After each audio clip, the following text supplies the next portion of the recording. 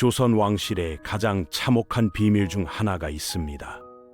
한 나라의 공주였던 4살 배기 소녀가 하룻밤 만에 역적의 딸로 전락하며 겪어야 했던 끔찍한 운명 말입니다. 그녀는 과연 어떻게 그 잔혹한 시대를 견뎌냈을까요? 이것은 단순한 생존담이 아닙니다. 한 아이의 눈물로 시작된 조선 왕조의 가장 잔혹한 장면이자 살아남기 위해 자신의 모든 것을 포기해야 했던 한 소녀의 처절한 기록입니다. 지금부터 그 충격적인 진실을 파헤쳐 보겠습니다. 1623년 조선 왕조는 전례 없는 정치적 격변을 겪고 있었습니다. 광해군의 실정은 이미 임계점에 달해 있었고 서인 세력들의 분노는 폭발 직전이었죠. 영창대군 살해와 임목대비 유폐 사건은 그야말로 도화선이었습니다. 하지만 정작 중요한 것은 이런 거대한 정치적 소용돌이 한복판에 4살 배기 어린 공주가 있었다는 사실입니다. 그 아이는 아직 정치가 무엇인지 권력이 무엇인지 알 수 없는 나이였습니다. 그저 아버지의 품이 따뜻하고 어머니의 미소가 세상 전부인 천진한 소녀였을 뿐이죠. 그런데 바로 그 순수함이 오히려 그녀를 더욱 위험한 처지로 몰아넣게 됩니다. 어른들의 세계에서 그녀의 존재 자체가 정치적 상징이 되어버린 것이에요. 인조 반정이 일어나기 전 며칠간 궁궐 안팎의 분위기는 심상치 않았습니다. 하지만 어린 공주는 여전히 평소와 다름없는 일상을 보내고 있었어요. 아버지 광해군이 손수 깎아준 작은 나무 인형을 가지고 놀며 어머니 유씨의 따스한 보살핌을 받으며 지내던 평범한 나날들이었습니다. 그 누구도 몇 시간 후 그 모든 것이 산산조각 날 줄은 예상하지 못했겠죠. 반정의 밤이 찾아왔습니다. 1623년 3월 12일 밤 이인자와 김류를 중심으로 한 서인 세력이 마침내 움직였어요. 그들의 칼끝은 광해군을 향하고 있었지만 그 여파는 궁궐 안 모든 이들에게 미칠 수밖에 없었습니다. 특히 광해군의 혈육들에게는 말이죠. 그날 밤 공주가 경험한 공포는 상상하기조차 어렵습니다. 갑작스럽게 들이닥친 무장한 군사들, 아버지를 끌어내는 거친 손길, 어머니의 절규소리, 4살 아이의 눈에 비친 그 장면들은 평생 지워지지 않는 악몽이 되었을 거예요. 하지만 더 끔찍한 것은 이제 시작이었습니다. 광해군과 유씨, 그리고 세자가 모두 유배길에 오르자 궁궐에는 어린 공주만이 홀로 남겨졌습니다. 그녀를 돌볼 사람도 보호할 사람도 없는 상황이었죠. 새로 집권한 인조 정권에게 그녀는 그저 처리해야 할 문제일 뿐이었습니다. 하지만 진짜 공포는 그 다음부터였습니다. 4살 배기 소녀의 목숨을 놓고 조정에서는 치열한 논쟁이 벌어지기 시작했어요. 강경파 신하들의 주장은 단호했습니다. 역적의 씨를 남겨둘 수 없다는 것이었거든요. 그들에게 어린 공주는 미래의 위협 요소였습니다. 언젠가 자라서 복수를 꿈꿀 수 있는 잠재적 적이라고 본 것이죠. 이런 관점에서 보면 그녀의 제거는 새 정권의 안정을 위한 필수적 조치였습니다. 반면 온건파들은 다른 입장이었어요. 아무리 아버지가 폐위된 왕이라 해도 4살 배기 어린아이에게 죄를 묻는 것은 과하다는 주장이었습니다. 더욱이 새로 들어선 왕조의 덕치를 보여주기 위해서라도 관용을 베풀어야 한다고 봤어요. 하지만 이런 주장도 결국은 정치적 계산에서 나온 것이었죠. 인조는 깊은 고민에 빠졌습니다. 반정 공신들의 힘으로 왕위에 오른 그로서는 그들의 의견을 무시하기 어려웠거든요. 하지만 동시에 어린 조카를 죽이는 것도 꺼려졌어요. 이런 딜레마 속에서 그가 내린 결론은 어찌 보면 더욱 잔혹했을지도 모릅니다. 죽일 수는 없지만 공주로 살게 할 수도 없다. 인조의 이 한마디가 어린 공주의 운명을 완전히 바꿔놓았습니다. 살려는 주되 왕실의 신분을 박탈하고 평민으로 강등시켜 역사에서 지워버리겠다는 것이었죠. 이것은 육체적 죽음보다 더 잔인한 사회적 죽음이었어요.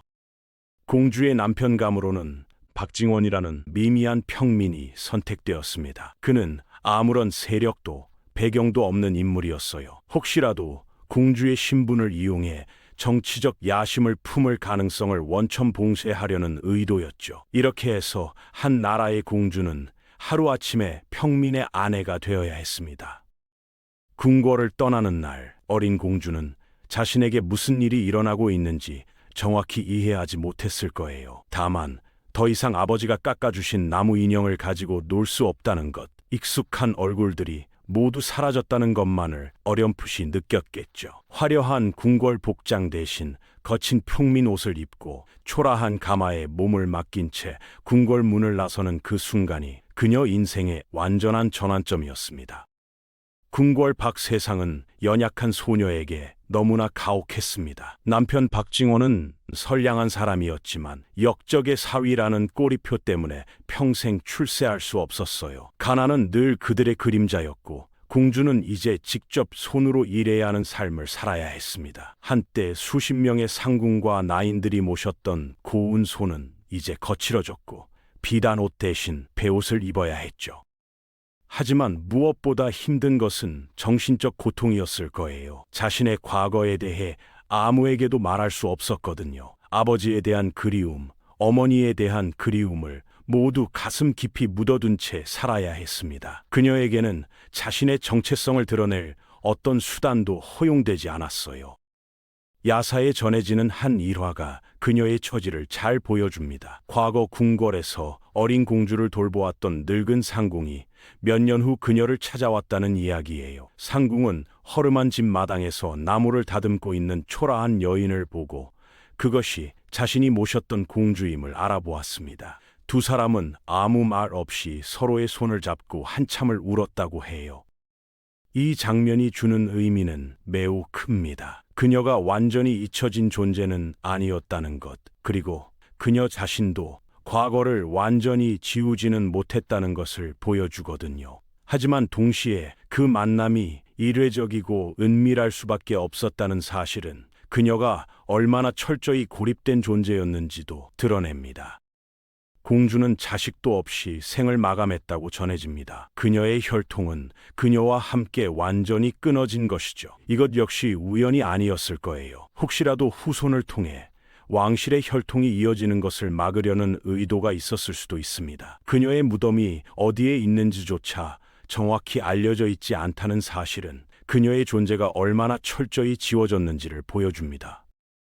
그녀의 이야기는 단순한 개인사를 넘어서 중요한 역사적 의미를 갖습니다. 조선시대 정치 변동 과정에서 무고한 희생자들이 어떤 고통을 겪었는지를 보여주는 대표적 사례거든요. 특히 여성과 어린이처럼 힘없는 존재들이 어떻게 정치적 도구로 이용되고 버려졌는지를 적나라하게 드러냅니다.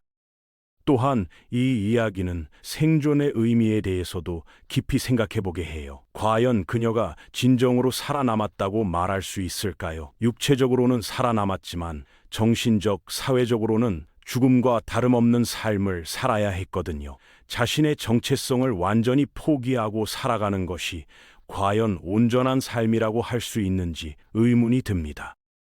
현대적 관점에서 보면 이는 명백한 인권 유린 사례입니다. 아무런 죄도 없는 어린아이가 단지 태어난 가문 때문에 평생을 고통받아야 했던 것이죠. 하지만 당시의 정치적 논리로는 어쩔 수 없는 선택이었을지도 모릅니다. 새로운 정권의 안정을 위해서는 전 정권의 잔재를 완전히 제거해야 한다는 냉혹한 현실주의가 작동했던 것이에요. 이런 비극은 광해군의 딸만의 이야기가 아닙니다. 역사상 수많은 정치적 격변 과정에서 비슷한 일들이 반복되었어요. 권력 투쟁의 와중에서 가장 먼저 희생되는 것은 언제나 힘없는 존재들이었습니다. 그들의 고통은 대부분 역사에 제대로 기록되지도 않았죠.